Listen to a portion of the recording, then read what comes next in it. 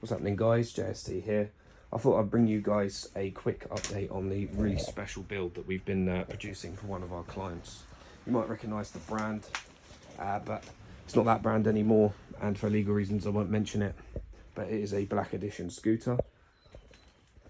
The client wasn't happy with the performance of his scooter and his purchase, and also the waterproofing capabilities, as well as the reliability as well. So we were tasked with replacing any and all parts, modifying, redoing the harness, and making this scooter reliable, as well as much faster and much more performance out of this. So that's exactly what we've done. Absolutely no expense spared on this build. From everything that we could replace, that we felt necessary, we have done.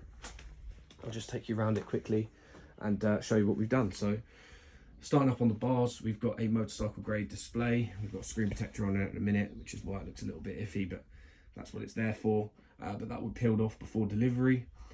We've got ambient temperature as well as voltage and RPM of the motor, and battery life. So that's a really cool secondary display.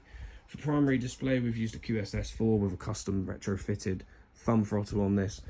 This is going to allow us to not only change modes on the fly, but also edit parameter settings if we do upgrade in the future, or we want to control how the power delivery is delivered.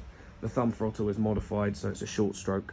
It's because these particular models of thumb throttles, normally they have a lot of dead zone, whereas we've got instant power delivery on that, so it's a quick action.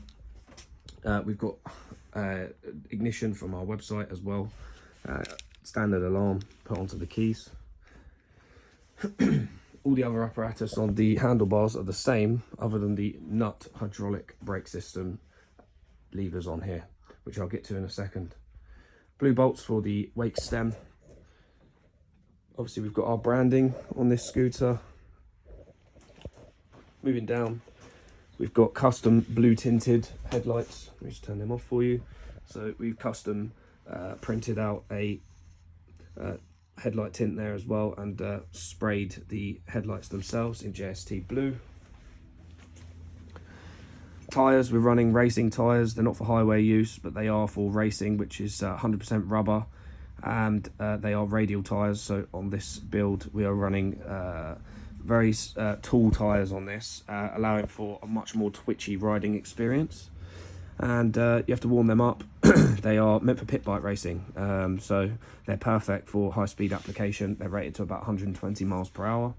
Braking system, we're running full racing pads on this, on nut hydraulic calipers. They're absolutely brilliant brakes. The only other upgrade you could do on this is a 4-piston from our website, but these are much more cost effective and very adequate for what we're doing. You know, if they're allowed to be on the weepeds, they can definitely go on this scooter. Floating disc as well, essential for extra cooling for the extra speed. The one of the main upgrades that we've done on this is full air ride suspension, so front and rear. So I'll take you around to the rear. We've got a total of these Air Ride EXA Air. These are form models, and they are the Gen 2, which has dual air bladder. We've also added these quick adjusters here, extra, for quick adjustment on the fly.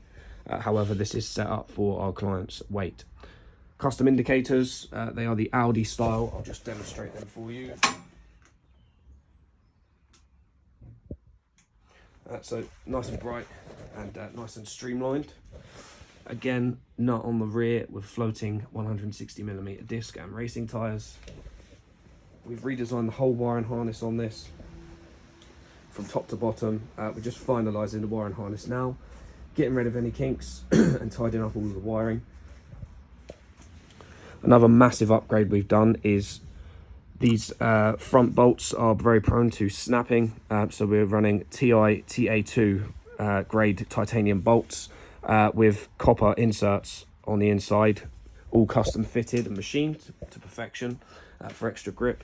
And on the other end we've got steel nylock nuts on here as well. Steering dampeners supplied and fitted by us.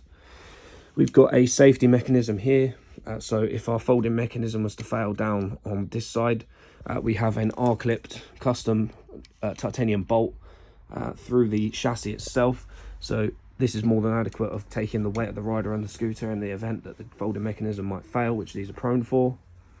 So that's always good. A couple of blue bolts and custom stuff there. We've got our RGB custom lighting system. As you can see here in the video, it's just sort of on a auto mode. We've also done it for the main deck when that goes back on.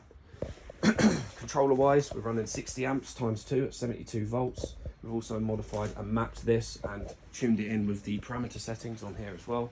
Absolute animals. The scooter will be capable of speeds from 75 up to 80 miles per hour with the modifications that we've done. So yeah, all in all, that's just a few things that we've done. We've done murdering out of bolts and repositioning of stuff. And as I say, the wiring harness is completely redesigned. We have much more firm cable protection because these scooters are renowned for cable damage due to moving the steering. We've got our grips with solid end caps, and again with the cable protection up here. All in all, this build is absolutely incredible. The tyres are super grippy. The cable routing's much better. The scooter has no free play while riding it, you know, back and forth from the folding mech, and there's no risk of unreliability here. In the harness itself, we've done absolutely everything. So we've gone solid state on all the DC to DC converters, and basically everything is reinforced, and we're running a central hub here from the controllers that go to both controllers and then to the harness. So we've got one hub here. If there's an issue, we can test everything from the hub out into the scooter itself. That was the most time consuming part of this build.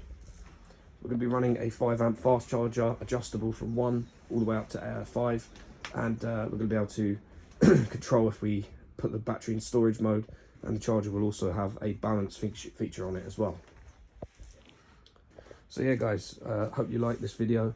Yeah, I think the client is going to be absolutely ecstatic with this build and can't wait to see it out in the wild. So thanks for watching guys.